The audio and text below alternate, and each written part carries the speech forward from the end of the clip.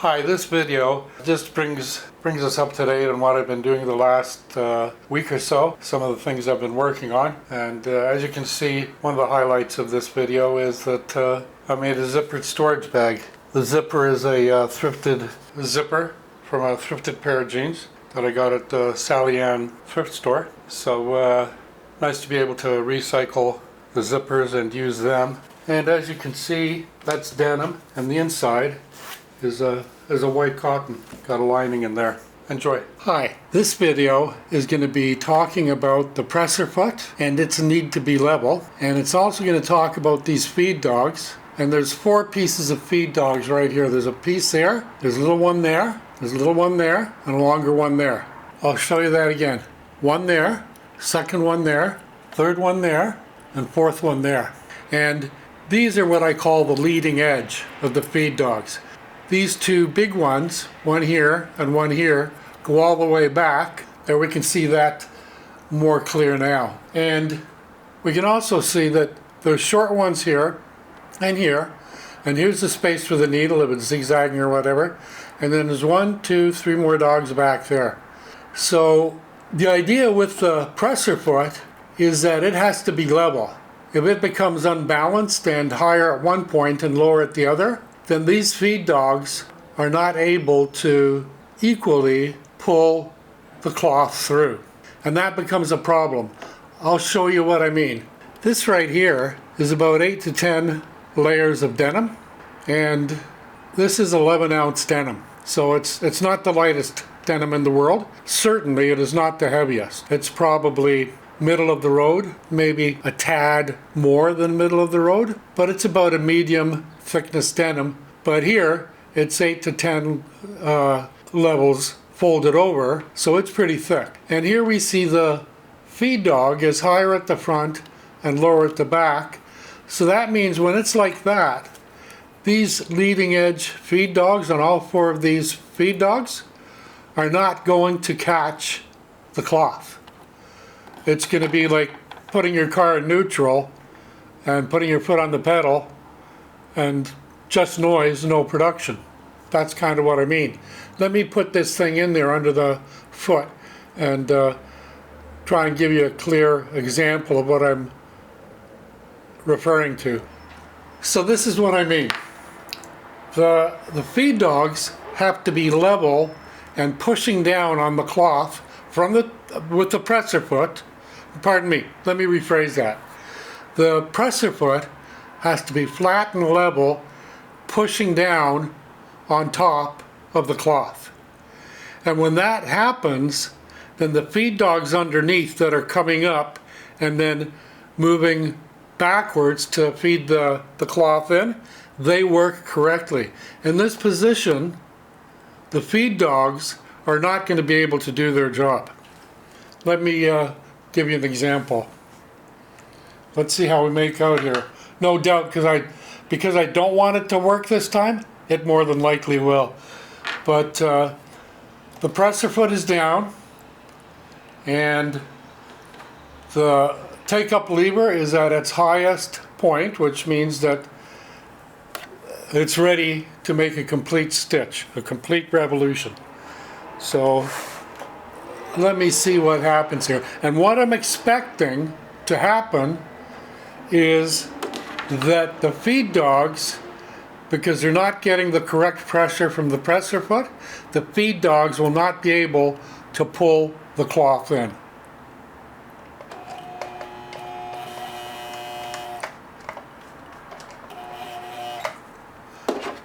That's pretty thick. That's really thick. And of course, because I didn't want it to work, it did.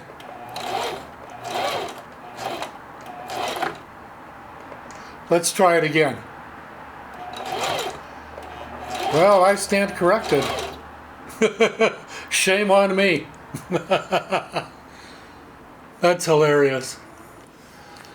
Let me try that again.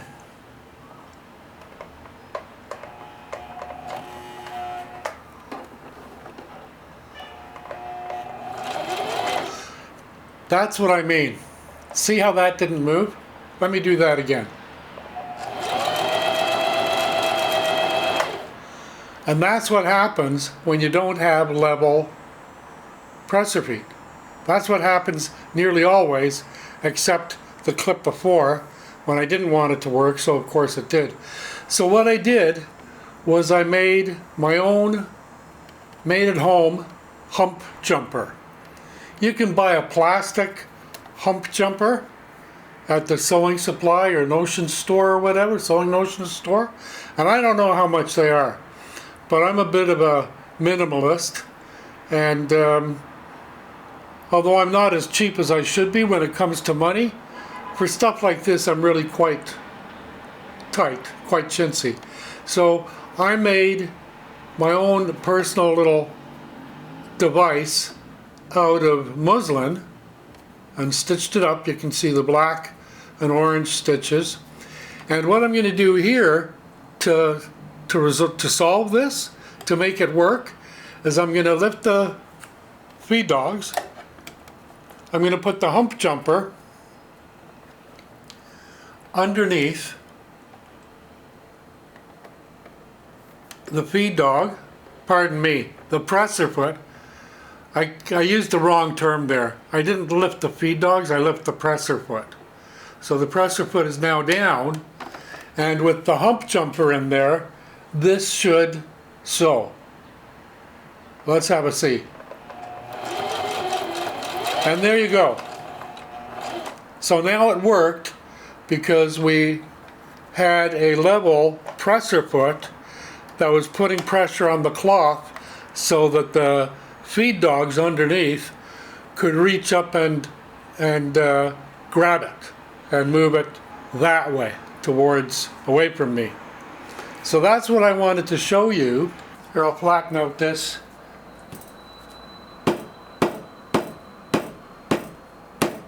But even doing that will not cure the issue that I have with the sewing machine, feed dogs, and presser foot. Okay, so let's try it and see if it works this time without the hump jumper. Last time when I didn't want it to work, it did work. So let's see if the feed dogs can get enough of a grasp on the cloth to pull it away from me. Here we go. Well, it worked. So I'm not going to be disappointed anytime that it does work. That's great.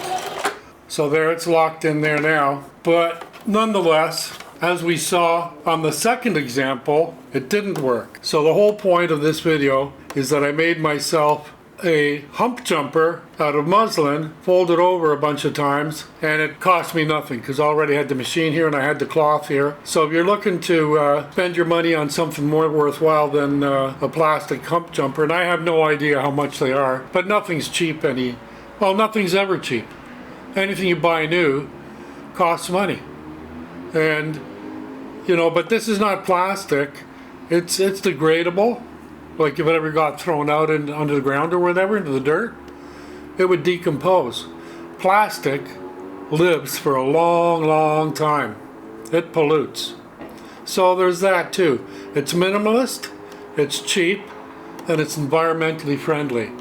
And those are three nice ways to have your hobby, and have it as your hobby as a good thing for you, an asset for you, not a negative. So that's my whole point. Have a nice day. Hope you enjoyed this. Have fun. Stay safe. Please subscribe and check back soon.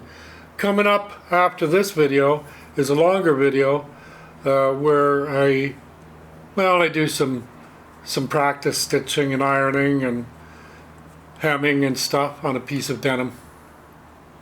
Just getting warmed up for sewing. Well, let's see how this works. Let's try it again. Obviously, based on past performance, this should work. I'll put my hand there to keep it perpendicular.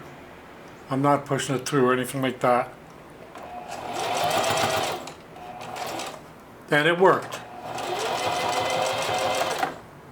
And that's locked in there with a forward stitch and a reverse back tack stitch too. Well, I'm pleased that it works. But I'm pleased that I've got the hump jumper, because quite often that does not work. Maybe it's just thick enough, or I don't know. I don't know why it's working so well. But hey, I'll take it. I mean, good stuff is always appreciated. Let me see if this works. I'm trying to find an example where it doesn't work. But hey, if it succeeds, I'll take success. I have no problem with that.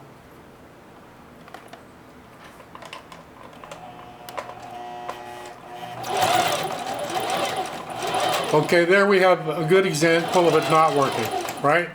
It's stuck there. So now let me raise the feed, not the feed dogs, let me raise the presser foot. Put my hump jumper down there.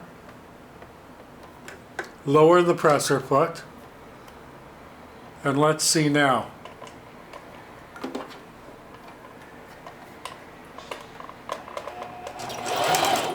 Well, it didn't work that time either. Let me try that again. This time let me put the humper jumper a little tighter in there. See, it's still on a bit of an angle.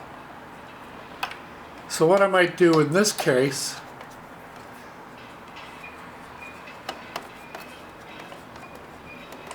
is fold that like that. Now it got kicked out.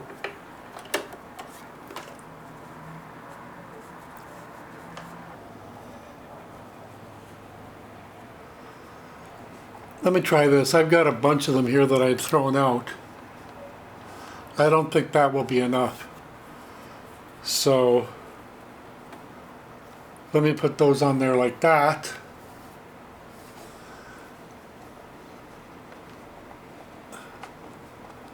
And then push it under. Now put it down. Now let's see if it works now. I gotta finish that last stitch. There, the take-up lever is up at the top. Let's see if that works now. Well, it didn't. Well, I'll be gall darned.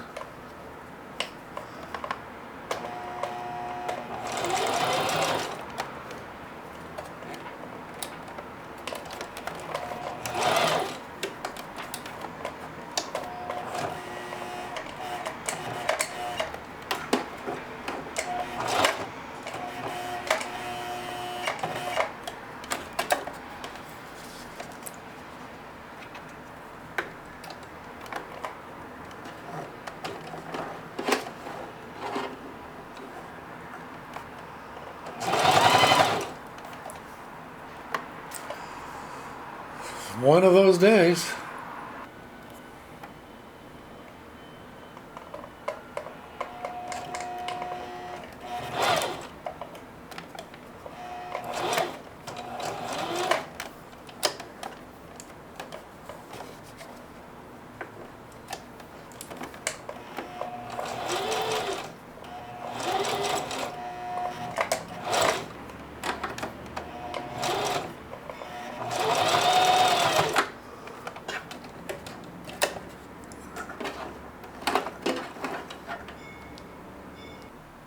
Well, I wish I had filmed my last little issue, my last little problem. And what had happened was the orange top thread had got tangled up, and what it did was the orange thread looped around that piece of the feed dog. And so I took the throat plate off, which is right over here. Can we see that? Which is right over here. Took the throat plate off, which is right over here. And I also took out the bobbin case. And in order to take out the bobbin case, I loosened these two screws. And I need them to be loose. This thing to be loose, that bracket, so that I can put the bobbin case back in. Now the hook is over here, so I should make sure that the hook is over here under the needle, or just about to go under the needle. So let's do that. We can see the hook is there now, and now it's coming around, and it's right under the feed dog. The point is right about there. And for removing this and reinstalling it, that is where you want the hook to be. The other thing to notice about this bobbin case is that it has an orange mark here on this screw. And that has to be right here at the front. So now that the hook is in the correct position and the bobbin case is in the correct position, I can attempt to reinsert it. Where's my little tool here?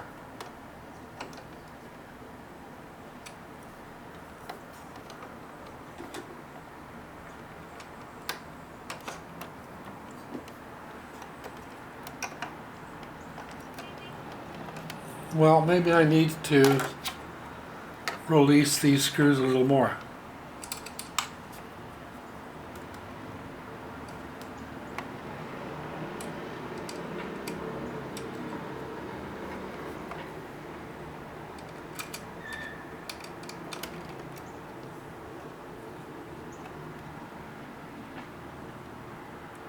They're pretty loose now. So how am I doing?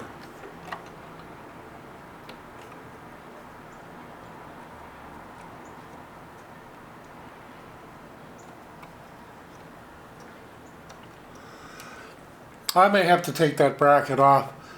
Let me remove the foot. Let's do that.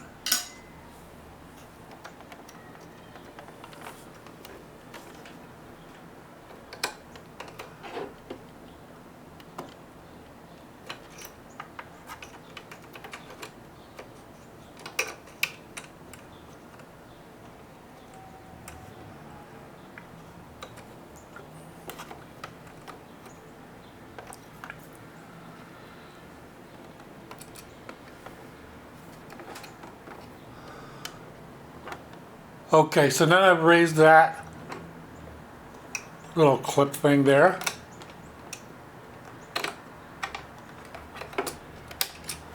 And there, that is properly seated now on the race. And this flat part here is right in line with this thing here. So that's good too. So now I'm going to retighten those bracket screws. First with my finger, just to take up the slack gently.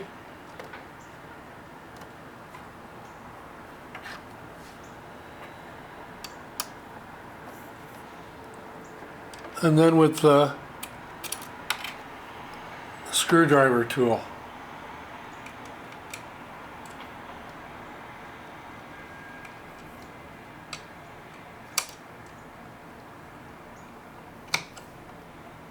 So that back one is snug.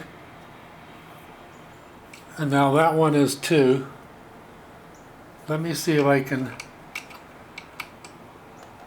There, that one's snug.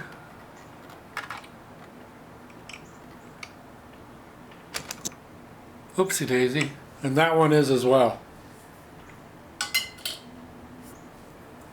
So now I can reinsert the bobbin.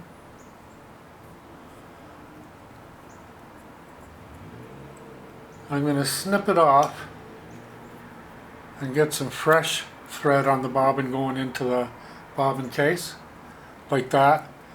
And we already know that when we install the bobbin, it goes in with the thread counterclockwise. We want it to look like the letter P. So I'll put that in there. And then there's a slanted cut there where the first bit of bobbin thread goes down. And it went in there. And then there's another cut right there. So I want to kind of bring it through that.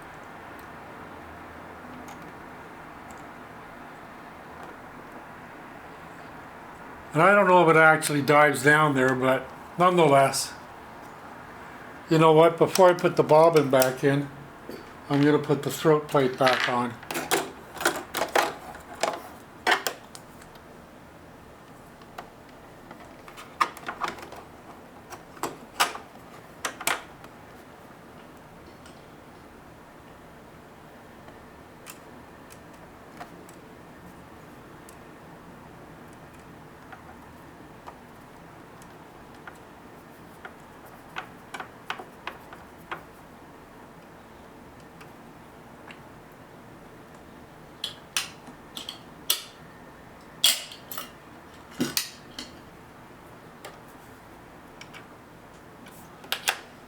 So that one's in.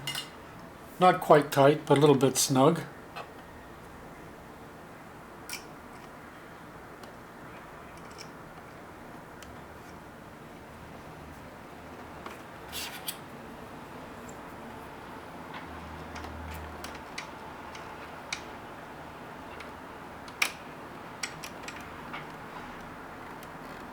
So that's tight. That's tight. Now I can take that out. Get the bobbin. Drop it in. Whoopsie daisy.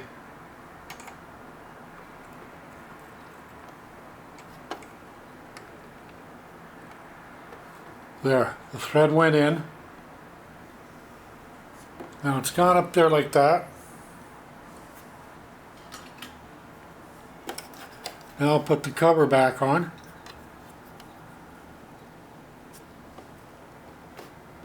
Like that. And now I'll put the all-purpose foot back on.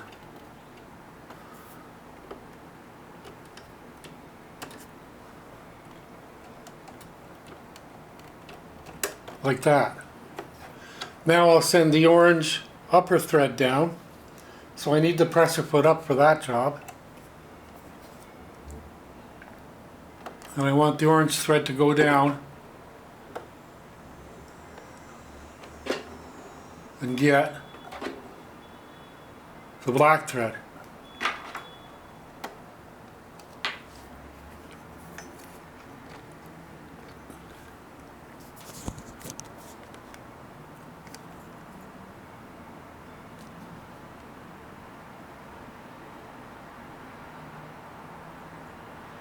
And there you can see the orange thread. So it's gone down there and it's underneath the black thread, and it's going to catch the black thread and bring it up.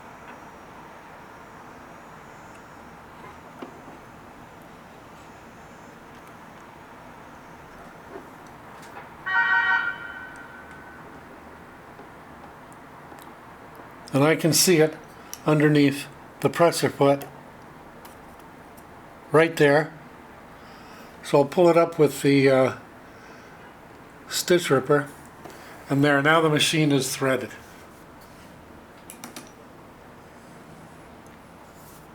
So we're back in business. Where's a piece of cloth?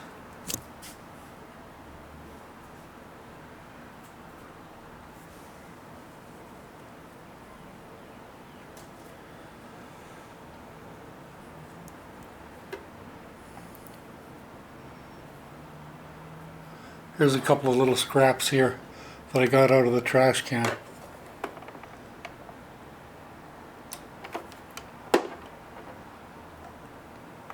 Now my take-up lever is right up there. So it's ready to do a full, complete stitch. It's going to do a full rotation on the hook and down there in the bobbin case. So that's good. So I don't have to grab those two threads for it to start stitching correctly, sewing correctly. All I got to do is drop the presser foot. Let's see if I got enough in there to drag it in. Indeed, this is on zigzag too. Let me lock it in on zigzag. Now let me change it to straight stitch.